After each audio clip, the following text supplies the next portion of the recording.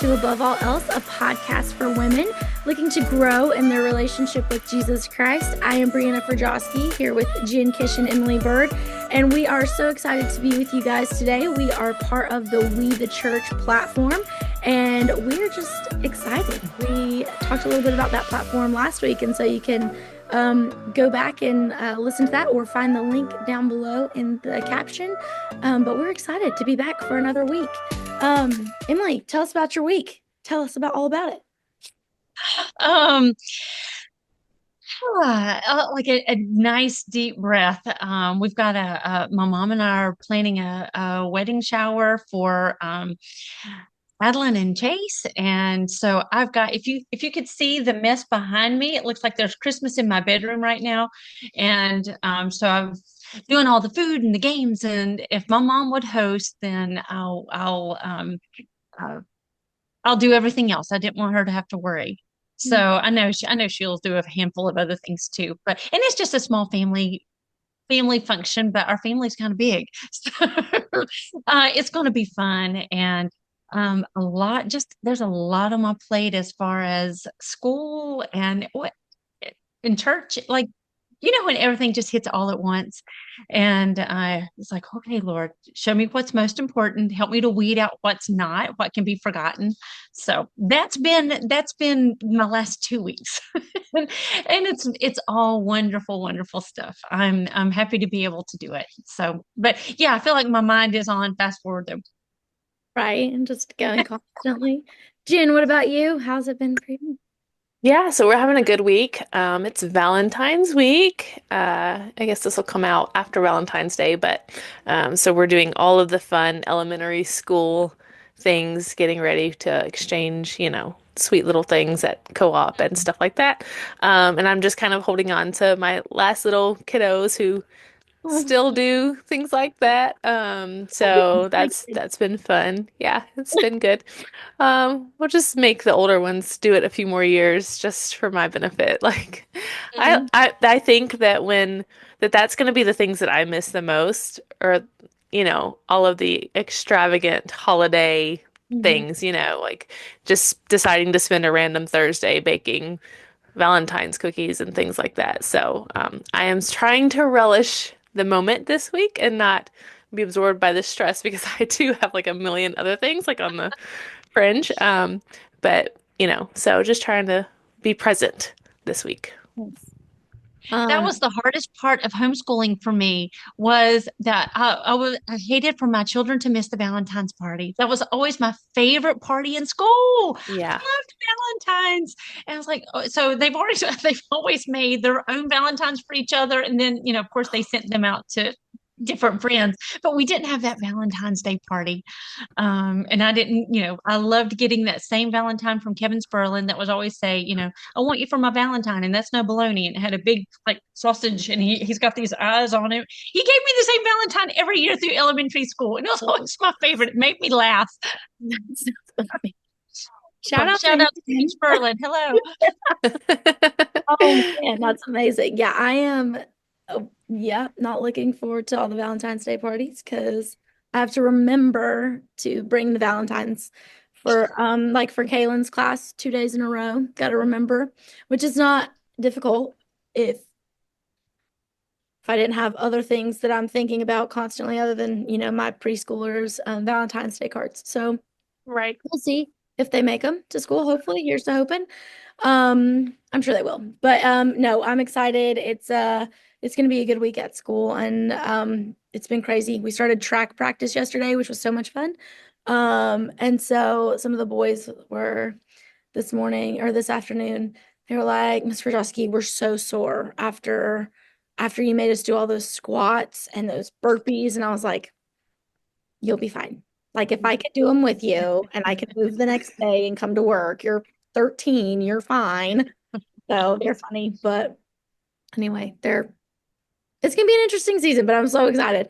But I'm even more excited about today because we kind of kicked off last week, and I don't know about you guys, but I was kind of going into like posting like, last week. So I was like, I don't even know how this is gonna go, like Mhm. viewership wise, because obviously we don't do this to have, I mean, I think this last week, more people watched or listened to that episode than like have any other episode. And I've like had so many people reach out to me since that episode.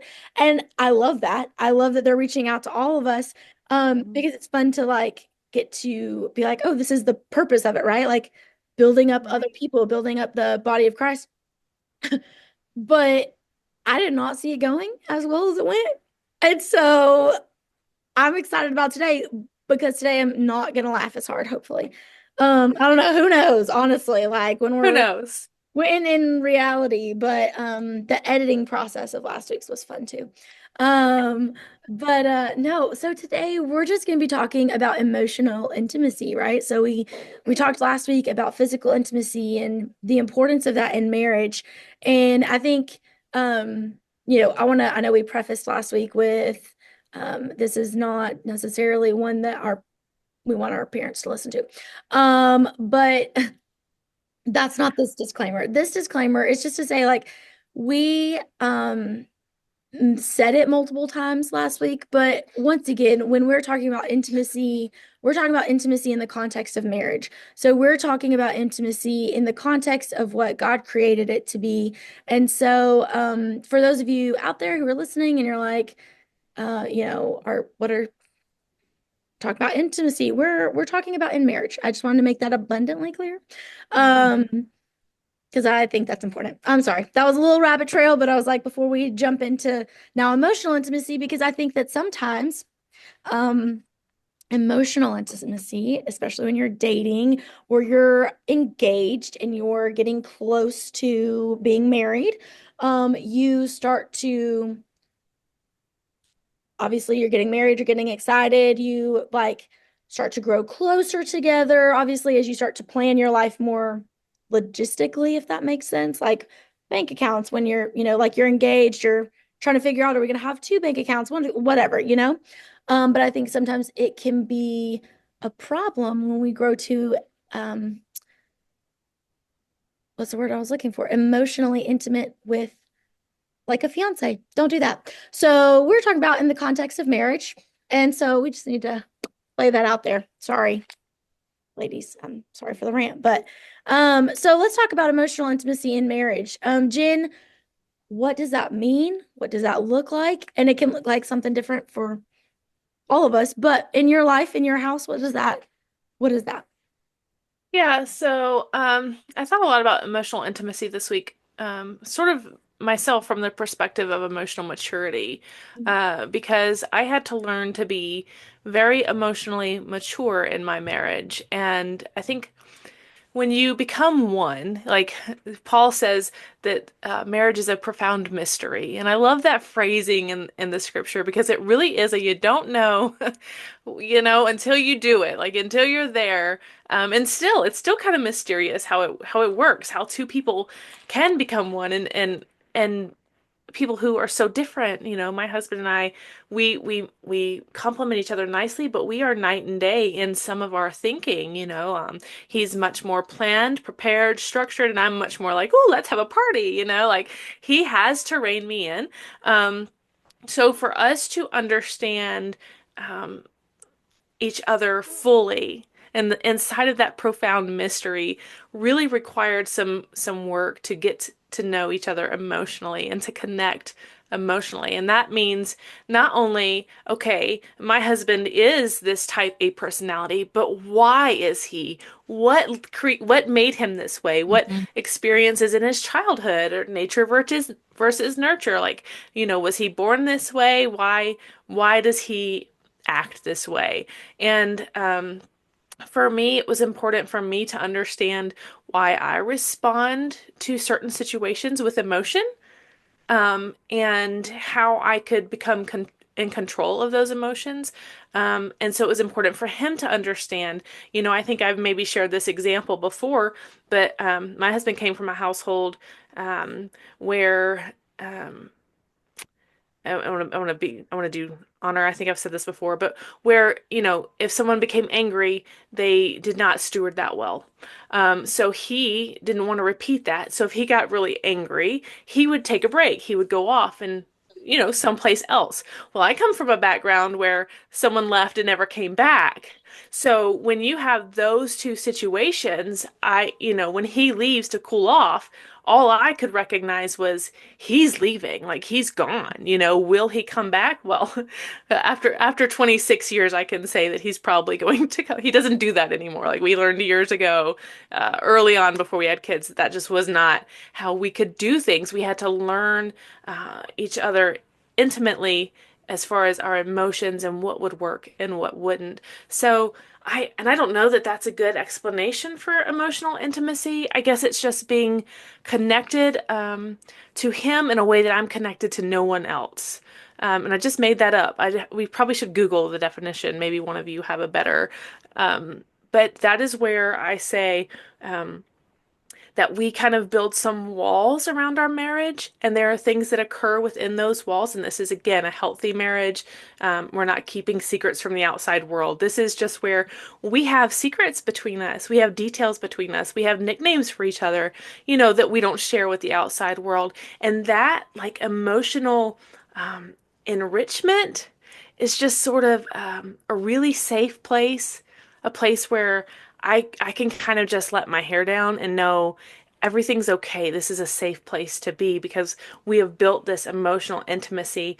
I have gotten to the point where I know how Jared's going to react in 99% of situations. I know if A, B, and C happens, he's going to react in D, and I've spent my life studying him, and he's done the same for me, and that takes work and effort, and it's not quite as easy as physical intimacy.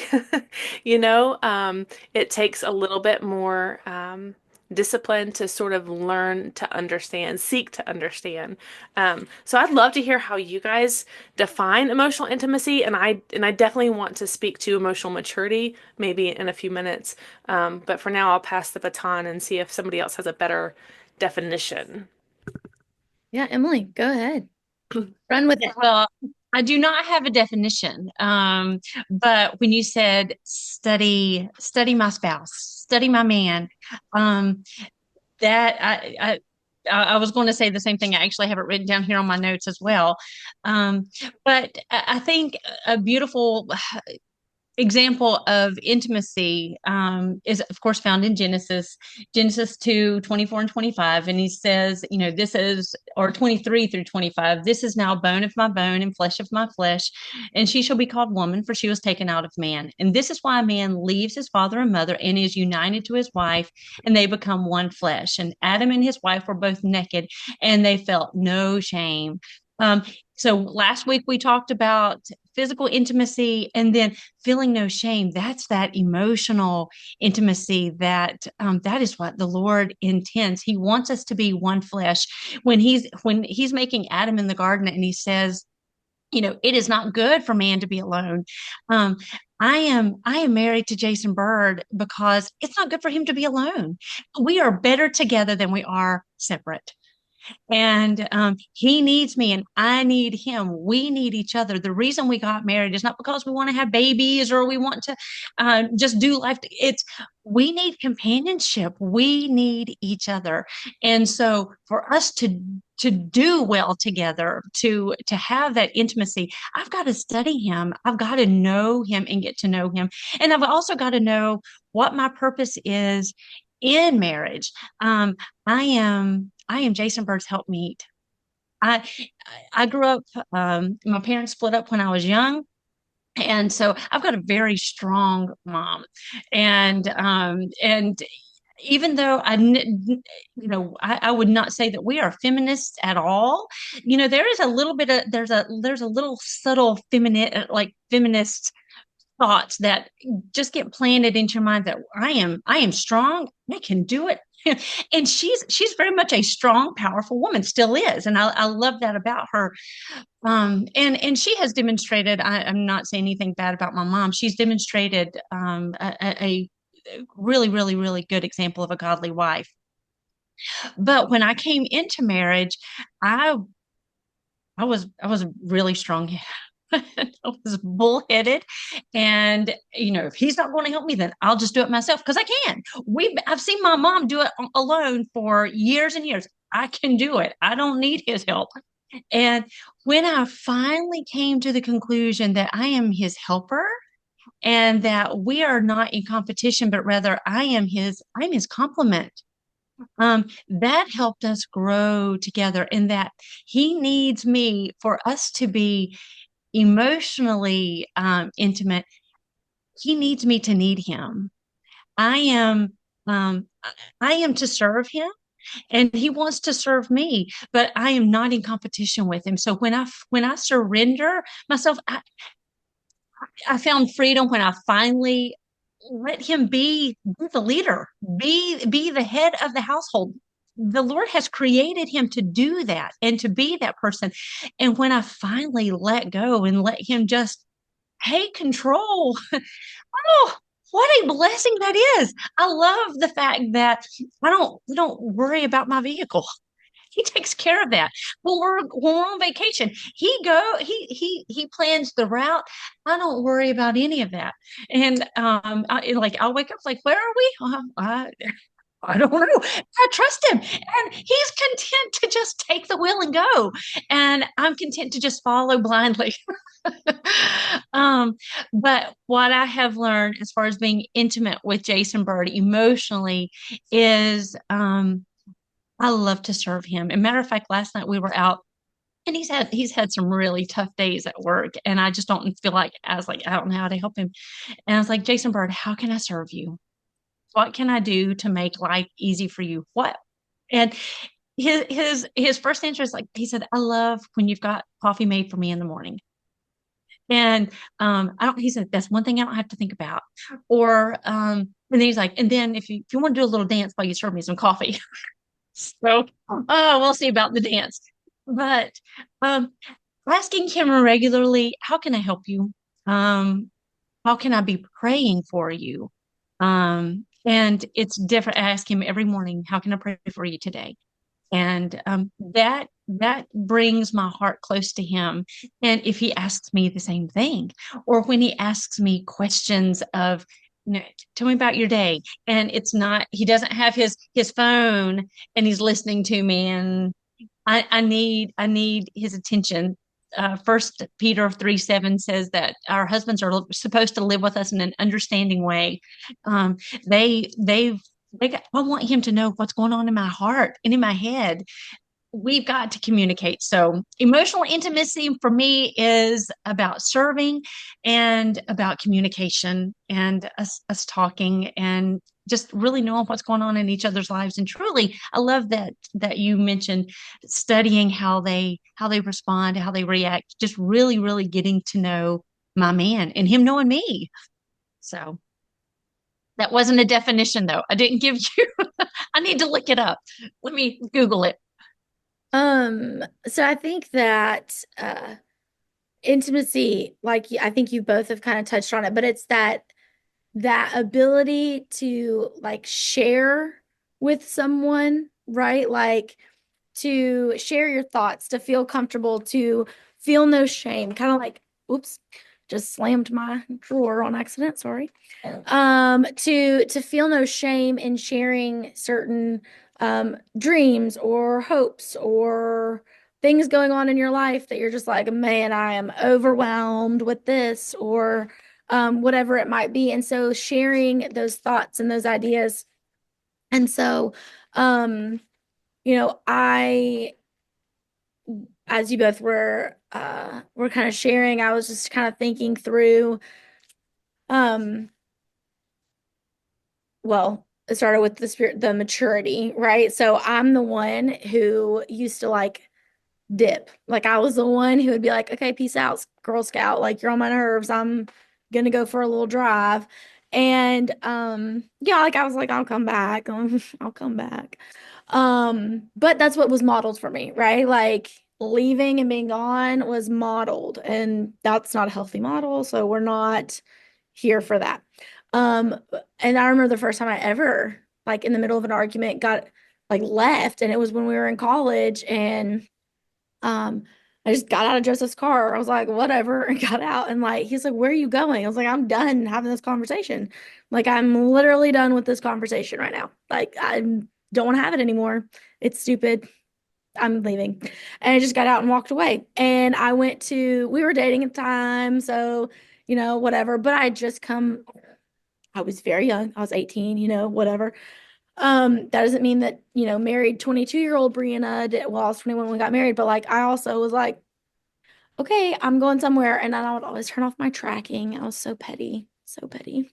Um, but now it's different. I don't leave. I don't go places. I will walk away for, and he knows like, okay, I'm gonna go take a minute, calm down, calm myself down, because what's not good is if I stay in this combative situation, because what's going to happen is I'm gonna hurt your feelings because my flesh is not, it's starting to come out of me, and my pride is starting to dig its feet into the ground, and it's not going to be good. So, like this is, I just finished a month through the Sermon on the Mount. And so the Beatitudes, we starts us off strong. Talking about being a peacemaker, like blessed are the peacemakers. And then he says, blessed are the meek. And I had to be like, Lord, that's not a title that because I think when I used to think meek in like a marriage, I was like, oh, you're the weaker specimen, like you are, but that's not at all what Jesus was saying in the Sermon on the Mount. Um, at all, he's just like be humble because you're literally dirty rags before me, so be humble. But so I've had to start praying like, okay, Lord, like help me to be a peacemaker. And that's been that thing that's been kind of that shift in maturity has been like, which shows you that it's been a month and we had a fight that caused me to be like, help me to be a peacemaker, Jesus, because I'm about to not be. I'm about to be the opposite of what you said to me in the Sermon on the Mount. Um, I'll and be a pot stirrer. Right. Oh, yeah. Oh, I will just bring the pot. I'll bring the pot to the party. And Joseph is very much so non-confrontational. And so he is, he's constant. And I'm like, I'm constant, but sometimes my constant's up here and not.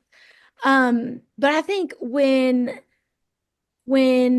he and I are having, I feel safe enough with him to have those conversations where even out loud during our conversation, I was like, prayed in my head. And I even said, like, I'm praying right now that I'll be a peacemaker because I'm so upset right now that I don't want to be, but I've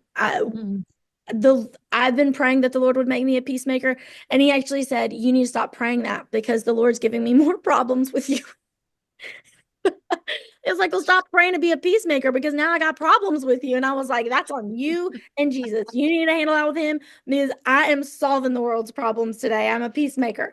Um, but feeling safe enough, like that feeling of that safety that comes with knowing, like I could say the most outlandish things, within reason. Obviously, we're not talking about insanity. But I could say things and be like, this is what I'm thinking, or this is how I understand, even with scripture, like, he's a pastor. So sometimes it's like, oh, like, a lot of things, but that safety to question, well, this is my perspective on that. And like, this is how I view it. And maybe some things we view differently. I mean, not like biblically, where the gospel doesn't change. But just the safety and security that there is in knowing someone loves you enough to drop their pride, because that's what he's done for 13 years, dropped his pride to pursue my heart. And we call it dropping the rope and not playing tug of war against each other. And so dropping his rope and desiring that for 13 years, he's made me feel safe enough because he's dropped his rope. So apparently, year 13 is the year that I decide to drop mine too and be like, okay, I'll be a peacemaker. But I gotta stop praying like that because now I'm like, why are you trying to fight me? What are you doing? Like, my last name is about to come out of me, and y'all want that, sir. But anyway, so I think just being emotional intimacy is being so closely connected that there's the safety because you can share those things that are the dreams and the wishes and the desires and all of those things. Knowing someone so well that you just, I don't know, like I don't know how to say it, but like you just click. Joseph and I are complete opposites.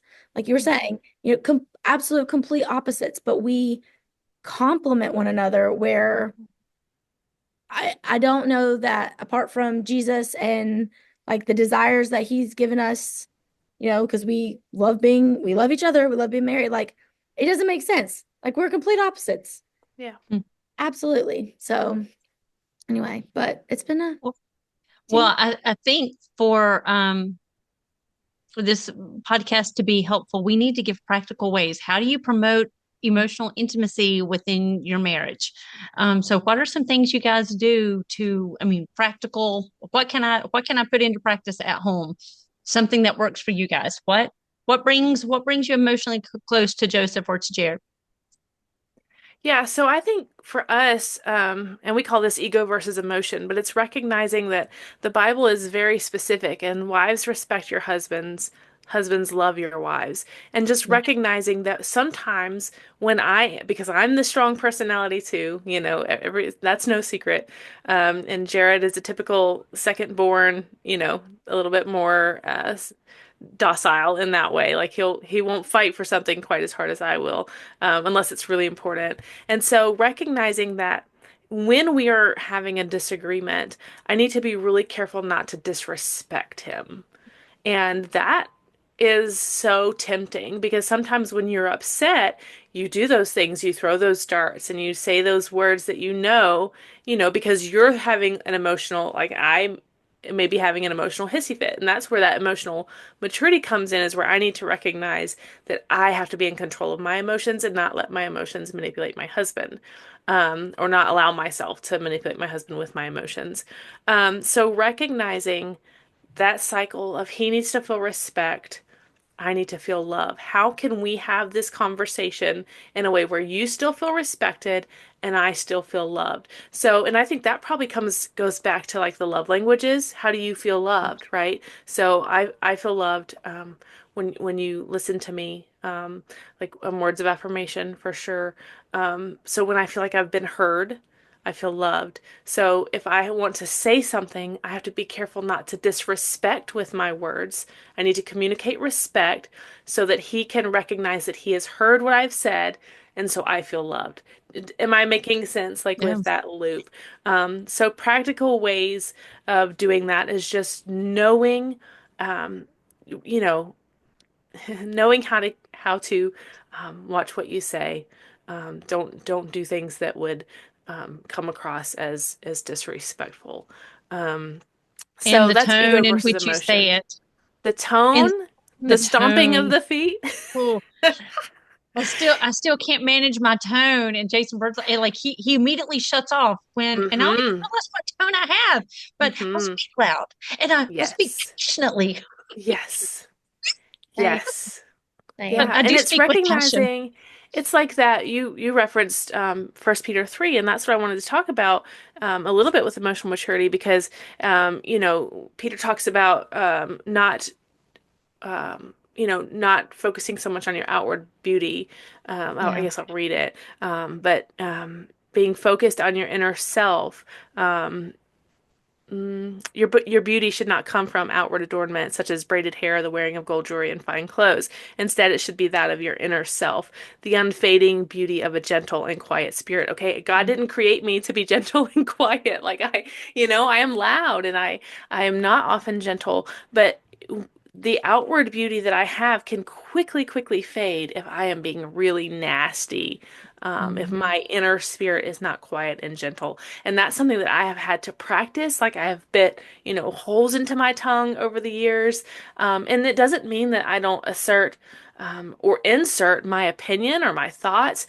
It just means that I do it in the right way and in the right time. And often I'm praying about it. I've found so often that if I will pray, Lord, help me to convey this the right way, or Lord, can you help us find resolution in this because this feels like an impasse, I'm telling you, 9 times out of 10, it's almost instant that there will be resolution. Agreed. And I think it's because God wants us to have that right relationship with one another because that's what best glorifies Him. So I don't know if that's super practical, but just recognizing like the ego versus emotion, the man versus woman kind of mentality can kind of guide you in how you react and respond. Mhm. And I think, um, I like what you said about the the love languages, like knowing how that person is perceiving what you're saying, because I also have a tone all the time, and it's not on purpose. It's just literally the way I talk most of the time. I could be saying the happiest, most exciting thing, and just it says you have a tone. I'm like, I think that's just the way I talk.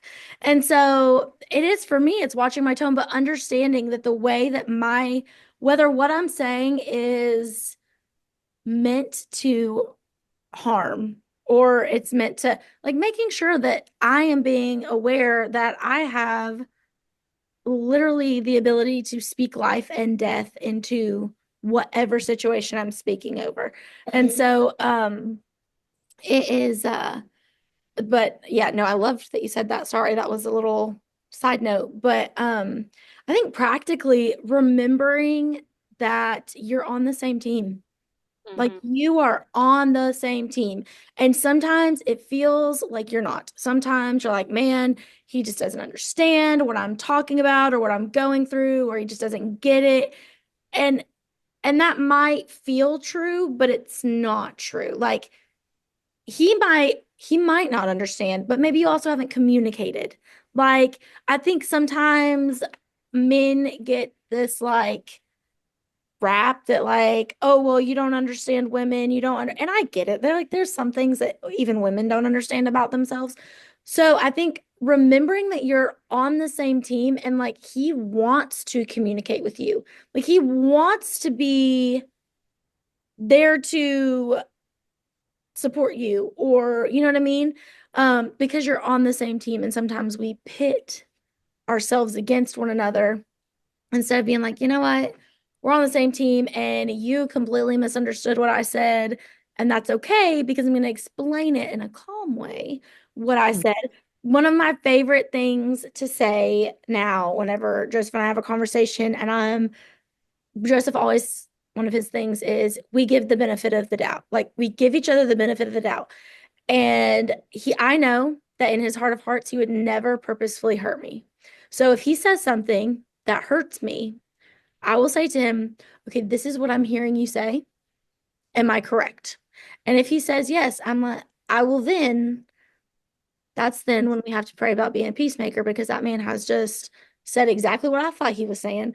No, I'm just kidding. But usually I mean, like, that's not been the case ever. And, like, I've never had a situation with him where I say, okay, this is what I just heard, how I heard you character assassinate me.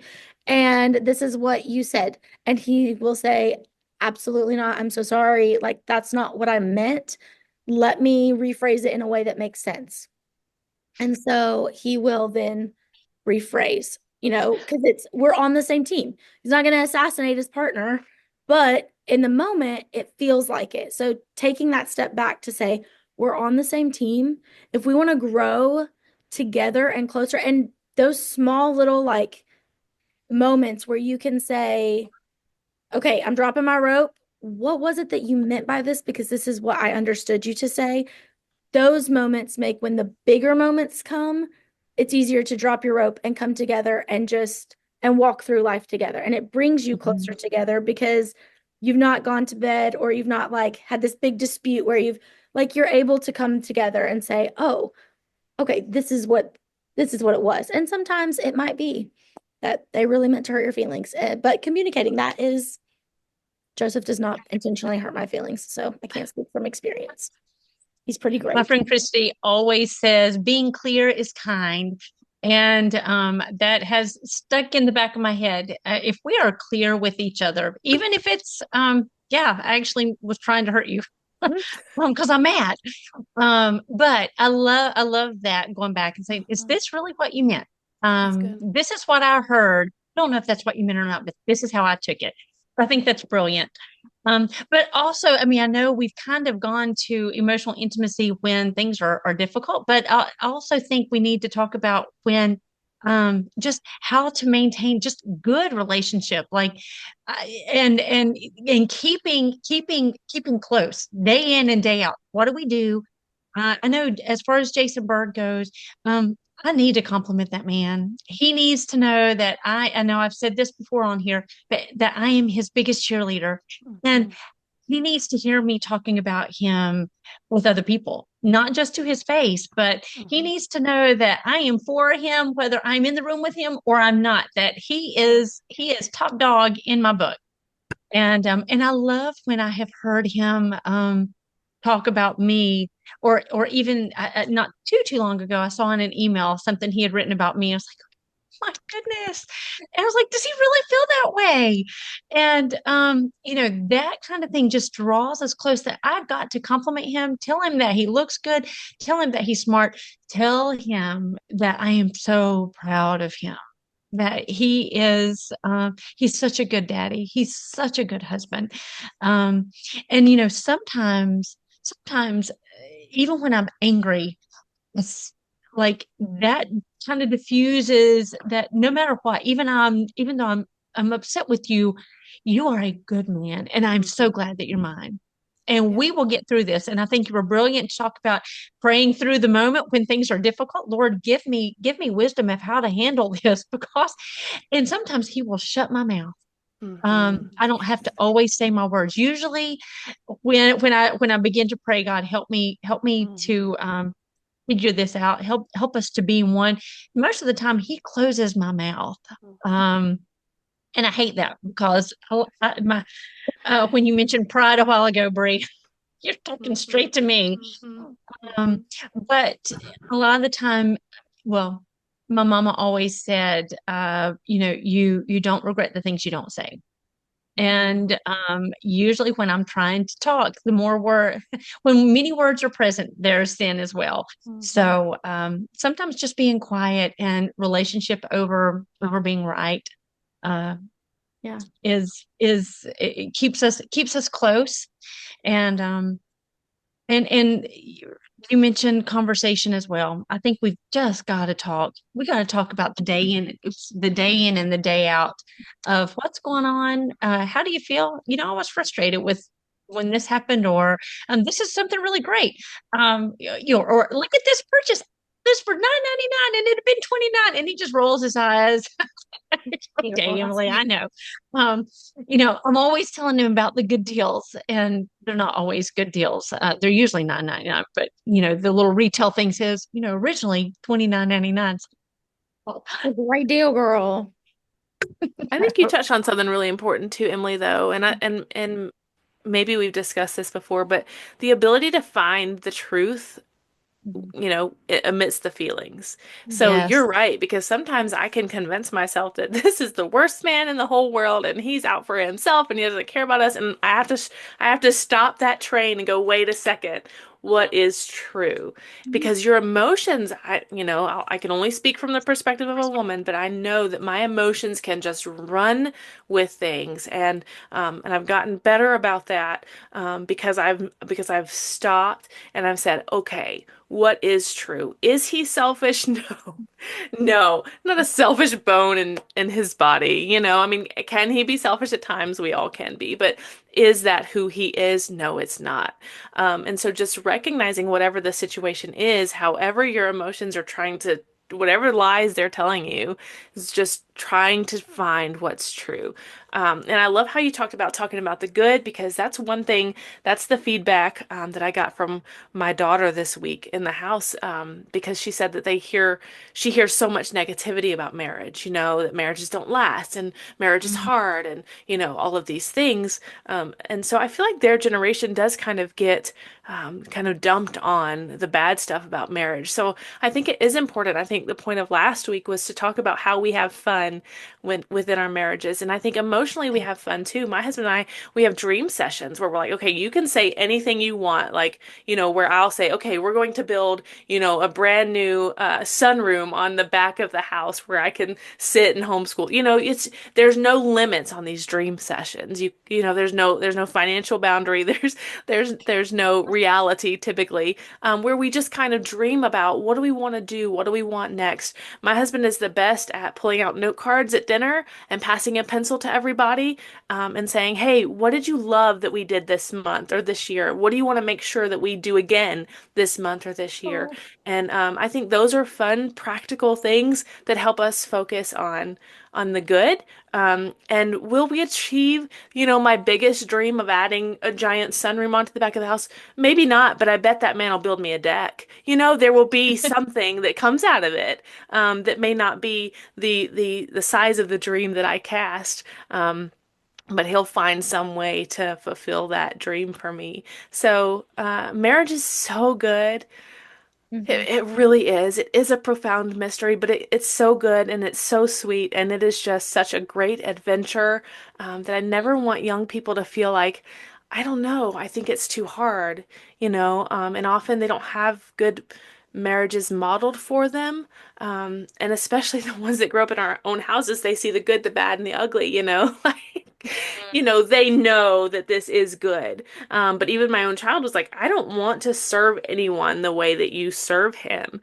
And I don't serve. I mean, last night I brought my husband dinner to his chair. We never ever do that. And he was like, I don't feel right with you serving me. And I'm like, oh, but I want to. I So it's want not to. that she sees, me like, washing his feet or something outrageous, but I do work really hard to create this environment to be a place where when he comes home in the evening, he is free to relax, right? To leave whatever he was bringing home with him, he can leave it at the door. And I do work really hard at creating that environment. And what she sees now from her 19-year-old perspective is that that's a lot of work. And I'm like, oh, but no, that's the joy of my heart. Like, I want to create this environment. So I don't know. I think I went off on a tangent. But marriage is fun, and embrace the profound mystery that is marriage. Yes. Marriage is like yes, it's fun. Like it's great. You're with your best friend. And even when you are like on the days when you're tired or you're exhausted, like you're sitting on the couch watching whatever it is with your best friend, and it's great. Like it's great. There are hard times, but that's what builds, right? Like that's trials produce character and perseverance and all those things. And that's what brings you even closer together. And it's great. And you get to sit and watch TV, and reality TV junkies. We are. It's bad. I know where it's bad. We have our favorite reality TV. We're like, it's Thursday. Let's go. Let's watch it. So anyway, but this has been a fun conversation. Very there's a lot less blushing this time.